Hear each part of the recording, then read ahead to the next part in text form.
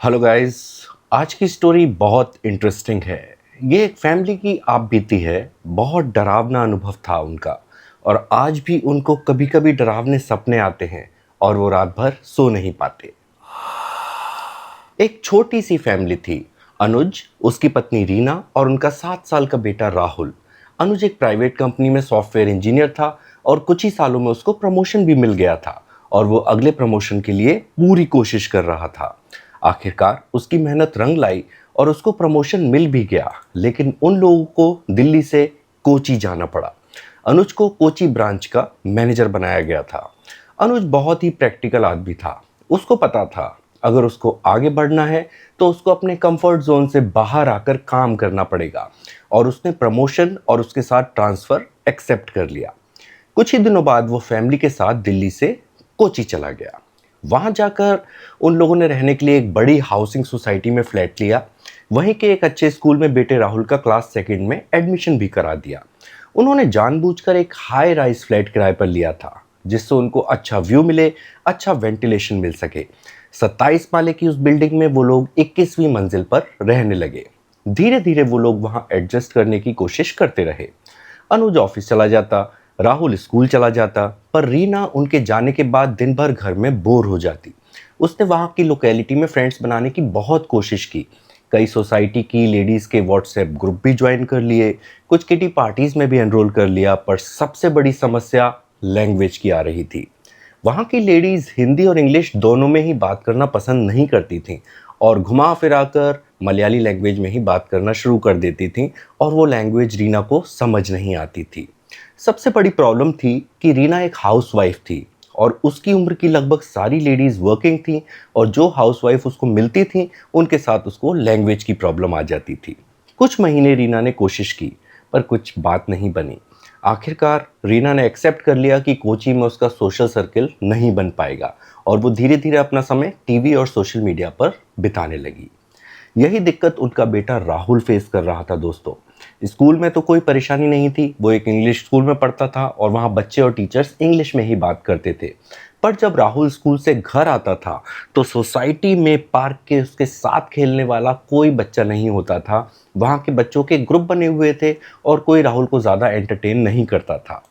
जिस सोसाइटी में वो फैमिली रहती थी उस सोसाइटी में दो पार्क थे। एक तो बड़ा पार्क था, मेन पार्क, जहाँ पर स्विमिंग पूल, झूले, ग्रास, फुटबॉल कोर्ट था, और दूसरा एक छोटा पार्क था जिसमें सिर्फ एक जॉगिंग ट्रैक था और पेड़ पौधे लगे हुए थे। उस पार्क में ज़्यादा कोई जाना पसंद नहीं करता था।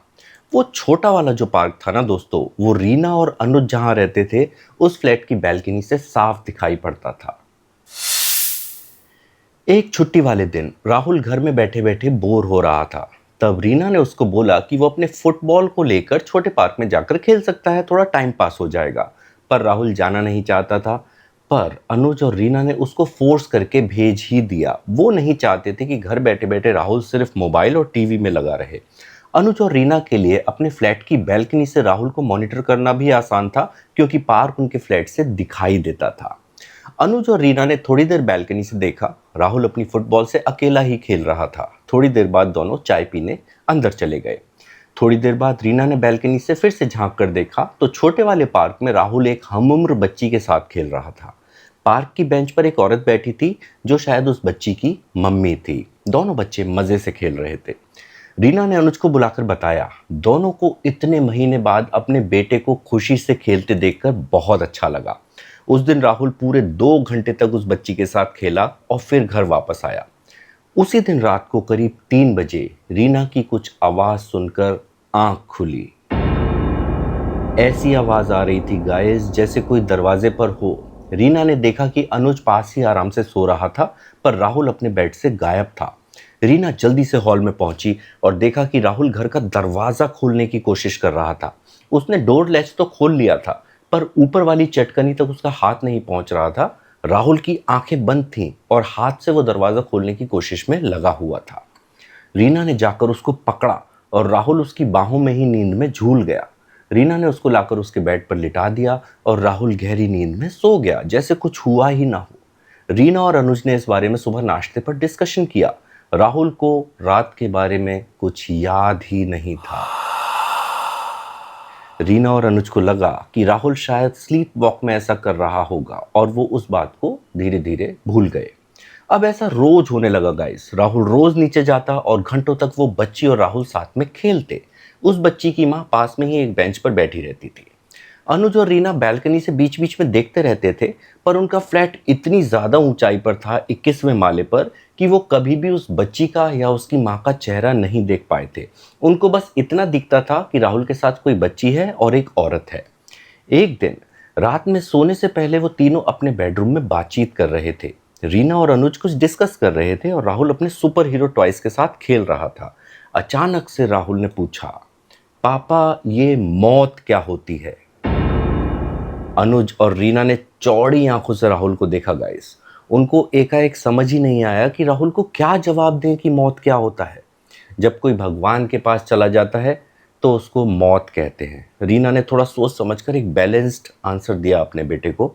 राहुल वो सुनकर मुस्कुराया और अपने खेल में फिर से बिजी हो गया। अनुज और रीना राहुल के उस क्वेश्चन से थोड़ा हिल गए थे, पर उन्होंने उस टॉपिक को ज़्यादा खींचना ठीक नहीं समझा और वो लोग सो गए। उसी रात रीना को सपने में अनुज किसी औरत के साथ पार्क में घूमते हुए दिखा और उस औरत ने पीछे से अचानक आकर अनुज की पीठ में कोई नुकीली चीज घुसेड़ दी।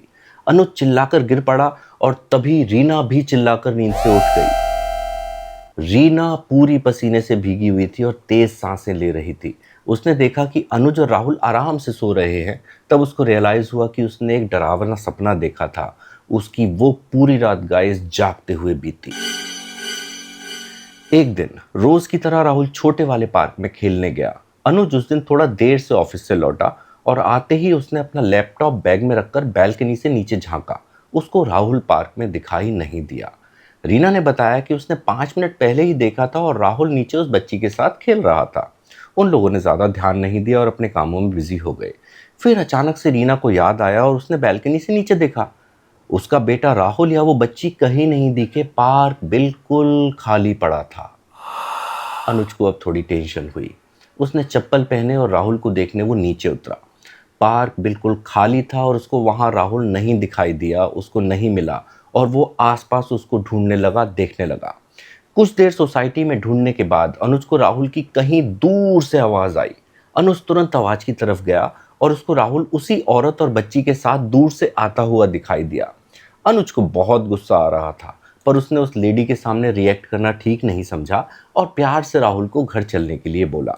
अचानक से उस बच्ची ने राहुल का हाथ पकड़ लिया और उसको अपने घर चलने के लिए कहने लगी।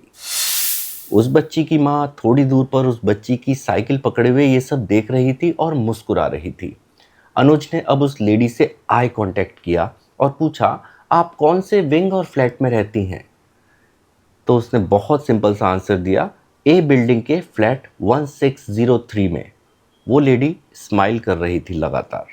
अनुज ने राहुल की तरफ देखा। वो छोटी बच्ची अभी भी राहुल का हाथ खींचकर उसको अपने घर चलने के लिए बोल रही थी।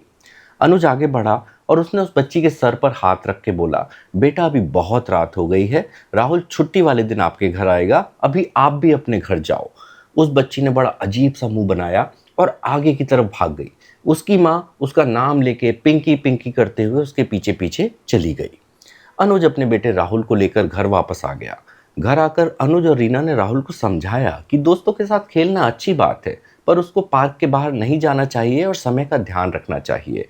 उनके बेटे राहुल ने बस उनकी हाँ में हाँ मिलाई और सोने चला गया। ये बात भी दोस्तों आई गई हो गई। अनुज और रीना दोनों ने नोटिस किया कि राहुल हर समय बस पिंकी और उसकी मम्मी की बात करता रहता था, पर उन्होंने ये सोचकर ज़्यादा ध्यान नहीं दिया कि राहुल कम से कम उस बच्ची के साथ दोस्ती करके और खेल के खुश तो रहता है, वो सोसाइटी में एडजस्ट होने की कोशिश कर रहा है। अभी दोस्तों एक फ्राइडे की रात पूरी फैमिली बैठकर टीवी पर कोई मूवी देख रही थी कि अचानक से राहुल ने कहा संडे को वो पिंकी के घर जाएगा और उसके साथ दिन भर खेलेगा। अनुज ने उसको समझाया कि बिना इनविटेशन के किसी के घर नहीं जाना चाहिए, तो उनके बेटे राहुल ने कहा वो शाम को बताना भूल गया था, पिंकी और उसकी मम्मी ने उसको संडे को इनवाइट किया है और वो घर पर बर्गर बनाने वाले हैं। ठीक है बोलकर रीना ने उसकी बात को काट दिया और वो रात वो सब लोग आराम से सो गए। उस रात वो लोग सो तो गए थे, पर पूरे कमरे की दीवारों पर कुछ परछाइयां घूम रही थीं। पर शुक्र यह रहा गाइस कि कोई इंसिडेंट नहीं हुआ। अगले दिन यानी सैटरडे को जब राहुल नीचे उस बच्ची के साथ खेलने गया तो थोड़ी देर बाद रीना भी पार्क में पहुंच गई। उसने जानबूझकर ऐसा किया। अब वो जानना चाहती थी कि वो बच्ची और उसकी माँ कौन है। वहां जाकर उसने उस बच्ची की मम्मी को हेलो बोला और उसके पास ही जाकर बैठ गई। उस बच्ची की मम्मी ने हेलो के जवाब में सिर्फ एक हल्की सी स्माइल पास की। रीना को उम्मीद थी कि वहां कुछ कम्युनिकेशन इनिशिएट होगा, पर उस बच्ची की माँ अपने मोबाइल फोन में ही बिजी रही। रीना को उसका बिहेवियर थोड़ा इंसल्टिंग लगा, पर अपने बेटे की खुशी के लिए उसने उसके बिहेवियर को उस समय इग्नोर कर दिया। कुछ मिनट तक रीना ने फिर से वेट किया और फिर पूछा, राहुल बता रहा था कल आपने और पिंकी ने उसको घर पर इनवाइट किया है। उस लेडी ने झट से मोबाइल अपने पर्स में रख लिया और रीना की तरफ एक फेक सी स्माइल दी और बोली कि हाँ, पिंकी उसको बुलाना चाहती है और हम लोग बर्गर बनाने वाले हैं। इतना कहने के बाद उस लेडी ने फिर से अपना पर्स से मोबाइल निकाला और उसमें बिजी हो गई। रीना वहां उसके बाद नहीं बैठी और वापस घर चली आई। घर आकर उसने अनुज को उस लेडी के स्ट्रेंज बिहेवियर के बारे में बताया। अनुज को भी सुनकर बहुत अजीब लगा। उन्होंने ये सोचकर ज़्यादा ध्यान नहीं दिया कि शायद वो लेडी ज़्यादा सोशल नहीं होगी। अगले दिन यानी संडे को राहुल नहा धोकर रेडी हो गया और उसने पिंकी को गिफ्ट करने के लिए कुछ चॉकलेट्स भी रख लिए। रीना पहले राहुल को उस लेडी के घर तक खुद छोड़ने जाने का सोच रही थी। उसको पहले उम्मीद थी कि शायद इस बहाने उनका भी सोसाइटी में कोई कनेक्ट बन जाएगा, पर पिछली शाम को जो कुछ भी हुआ था पार्क में, उसके बाद रीना को उस लेडी से बात करने में कोई इंटरेस्ट नहीं बचा था। रीना बिल्डिंग ए की लिफ्ट तक राहुल के साथ गई और समय से वापस आने की हिदायत देकर घर वापस आ गई। राहुल सुबह 11 बजे उस बच्ची के घर गया था और शाम के 4 बजने वाले थे और राहुल अभी तक वापस नहीं आया था। रीना को बेचैनी हो रही थी और वो बार बार घड़ी देखे जा रही थी। उससे आखिरकार नहीं रहा गया और 5 बजे शाम को उसने अनुज से उस लेडी के घर चलने को कहा।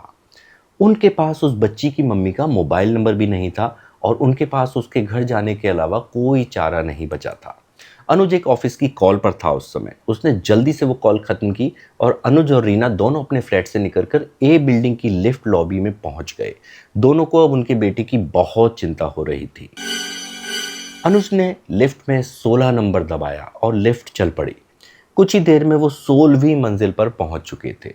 दोनों लिफ्ट से बाहर आए और चारों ओर 1603 फ्लैट को देखने के लिए नजरें दौड़ाई। उनको 1603 नंबर का फ्लैट बाईं ओर की तरफ दिखाई दिया जो कॉर्नर पर था।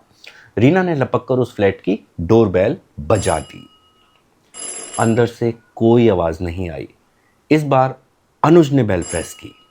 तभी रीना ने अनुज का हाथ पकड़कर फ्लैट के लॉक की तरफ इशारा किया।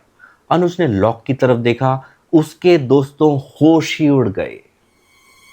उस घर के दरवाजे के लॉक को सील बंद किया गया था। एक सफ़ेद कपड़ा और लाल रंग की स्याही से उस पर लॉक लगाया गया था और उस पर एक मोहर दिखाई दे रही थी। फ्लैट के दरवाजे की राइट साइड पर एक बैंक का नोटिस चिपका हुआ था। उस पर लिखा था कि बैंक ने उस फ्लैट को लोन नहीं चुकाए जाने के कारण अपने कब्जे में ले लिया था। उस नोटिस की डेट 3 साल पहले की थी। इसका मतलब वो फ्लैट पिछले 3 साल से बंद पड़ा था। अनुज वहीं जमीन पर सर पकड़कर बैठ गया। रीना भी कुछ समझ नहीं पा रही थी। उसने जोर जोर से उस फ्लैट के दरवाजे को पीटना शुरू कर दिया। शोर शराबा सुनकर 2 पड़ोसी बाहर आए और उन्होंने वही बताया जो नोटिस पर लिखा था कि फ्लैट तो 3 साल से ज्यादा हो गए बंद पड़ा है। रीना और अनुज को कुछ समझ नहीं आ रहा था, पर वो इतना समझ चुके थे कि उनके बच्चे के साथ कुछ गलत हो गया है। सिक्योरिटी गार्ड के पास वो लोग पहुंचे और सिक्योरिटी गार्ड ने उनको सोसाइटी ऑफिस जाकर सिक्योरिटी कैमरा फुटेज चेक करने की सलाह दी और वो दोनों तुरंत सोसाइटी ऑफिस पहुंचे। सोसाइटी ऑफिस जाकर उनको पता चला कि कैमरा सिर्फ मेन एंट्रेंस और लिफ्ट में है। किसी भी फ्लोर पर कोई कैमरा इंस्टॉल्ड नहीं है। कैमरा रिकॉर्डिंग में उनको राहुल अपनी मम्मी के साथ उनकी बिल्डिंग से नीचे जाता हुआ दिखाई दिया। राहुल और रीना अपनी बिल्डिंग के गेट से बी बिल्डिंग में घुसते हुए भी दिखाई दिए और लास्ट रिकॉर्डिंग में राहुल ने बी बिल्डिंग की लिफ्ट में अकेला जाते हुए 16 नंबर का बटन प्रेस किया। वो 16वीं फ्लोर पर निकलकर फ्लैट 1603 की तरफ मुड़ता हुआ भी दिखाई दिया। उसके निकलने के बाद लिफ्ट का दरवाज़ा बंद हो गया और जैसे अनुज और रीना के लिए समय भी रुक गया। रात के 10 बज चुके थे और राहुल का कहीं अता पता नहीं था। सोसाइटी वालों ने उनको रात भर वेट करने की सलाह दी। ये भी कहा कि हो सकता है अनुज से फ्लैट नंबर सुनने में कोई गलती हो गई हो, शायद राहुल अपनी दोस्त के घर सो गया हो और सुबह तक वापस आ जाए। अनूप और रीना सोसाइटी वालों की राय सुनकर चुपचाप अपने फ्लैट में वापस आ गए। उनके लिए एक एक मिनट काटना मुश्किल हो रहा था दोस्तों। रीना हॉल में ही सोफे पर सर टिकाकर बैठी थी। उसको नींद की झपकी सी लगी और उसको कोई विजन सा आया और वो चीख मार के उठ के खड़ी हो गई। अनुज एकदम चौंक गया। अनुज ने उससे पूछा क्या हुआ, तो उसने अनुज को बताया कि उसको विजन आया है कि उनका बेटा राहुल उसी 1603 वाले फ्लैट के अंदर ही है। पर फ्लैट तो बाहर से सील है, राहुल अंदर कैसे जा सकता है, अनुज ने उसको समझाया। रीना ने कुछ भी लॉजिकल मानने से इनकार कर दिया गाइस, और अनुज और रीना एक लोहे की रॉड लेकर 1603 फ्लैट की तरफ चल पड़े। फ्लैट के बाहर पहुंचकर अनुज ने फ्लैट के दरवाजे पर कान लगाकर कोई आहट सुनने की कोशिश की, पर कुछ सुनाई नहीं दिया। आखिरकार अनुप ने लोहे की रॉड को ताले में फंसाया और जोर लगाना शुरू किया। ताला काफी मजबूत था और हिला तक नहीं। तभी रीना ने रॉड को पीछे से पकड़ा और दोनों ने साथ में जोर लगाया। थोड़ी देर में ताला टूट गया। रीना और अनुज फ्लैट के अंदर घुसे। अंदर बहुत अंधेरा था। मोबाइल की लाइट जलाकर अनुज ने स्विच बोर्ड ढूंढा और 2-3 स्विच एक साथ ऑन कर दिए, पर कुछ नहीं हुआ। इसका मतलब साफ था, उस फ्लैट की लाइट चालू नहीं थी। फ्लैट की खिड़कियों से बाहर की कुछ रोशनी अंदर आ रही थी, पर वो कुछ साफ देखने के लिए नाकाफी थी। रीना ने अपने मोबाइल की लाइट ऑन कर ली। अंदर का नज़ारा किसी खंडहर से कम नहीं था। कमरे में लगभग सारा फर्नीचर भरा था, पर कुछ टूटा फूटा था और हर कोना धूल से और मकड़ियों के जालों से भरा पड़ा था। साफ पता चल रहा था कि सालों से वहां कोई नहीं आया था। अनुज, ये देखो, रीना ने फर्श की तरफ मोबाइल की लाइट करते हुए बोला। फर्श पर किसी के जूतों के निशान बने हुए थे। उन दोनों ने ध्यान से देखा। फर्श पर इतनी धूल जमा थी कि उन दोनों के जूते के निशान भी फर्श पर बन रहे थे, लेकिन उन दोनों के जूतों के निशान फ्लैट के दरवाजे के आसपास ही थे और एक जोड़ी जूतों के निशान फ्लैट की अंदर की तरफ जाते हुए दिखाई दे रहे थे। इसका मतलब कोई ना कोई उस रास्ते से चल के फ्लैट के अंदर गया था। रीना और अनुज के शरीर के रोए खड़े हो रहे थे। वो दोनों एक अनजान सा डर महसूस कर सकते थे। दोनों ने अपने अपने मोबाइल की लाइट जला ली और धीरे धीरे उन जूतों के निशानों का पीछा किया। जूते के निशान हॉल से होकर डाइनिंग एरिया की तरफ गए थे। रीना और अनुज ने धीरे धीरे आगे बढ़ना जारी रखा। डाइनिंग एरिया में कदम रखते ही जो उन्होंने देखा वो किसी का भी खून सुखाने के लिए काफी था। डाइनिंग हॉल में पड़ी डाइनिंग टेबल पर खाने की प्लेटें लगी हुई थी, ऐसे जैसे 3 लोगों के लिए खाने का इंतजाम किया गया हो। और वहीं एक कुर्सी पर उनका बेटा राहुल बेहोश पड़ा था। उसका सर कुर्सी की साइड में नीचे की तरफ झूल रहा था। रीना ने दौड़कर अपने बेटे को संभाल कर सीधा किया। अनुज ने झट से उसका हाथ पकड़कर उसकी नब्ज चेक की। उसकी सांस और नब्ज चल रही थी। उस कमरे में अजीब सी बदबू भरी हुई थी। अनुज ने डाइनिंग टेबल पर मोबाइल की रोशनी में देखा, सामने जो प्लेट और कटोरियां सजे हुए थे उनमें ह्यूमन वेस्ट यानी मल और मूत्र जैसा कुछ था, जिसमें से बहुत बुरी स्मेल आ रही थी। उसी का कुछ पोर्शन राहुल के मुंह पर भी लगा था। ऐसा लग रहा था उसने वो खाया था। रीना और अनुज ने राहुल को वहां से उठाया और गाड़ी में बैठकर सीधा हॉस्पिटल की तरफ दौड़ गए। इमरजेंसी में डॉक्टर्स ने राहुल को चेक किया। भगवान के आशीर्वाद से राहुल बिल्कुल ठीक था और कुछ देर बाद उसको होश भी आ गया। कुछ दिनों में राहुल घर वापस आ गया।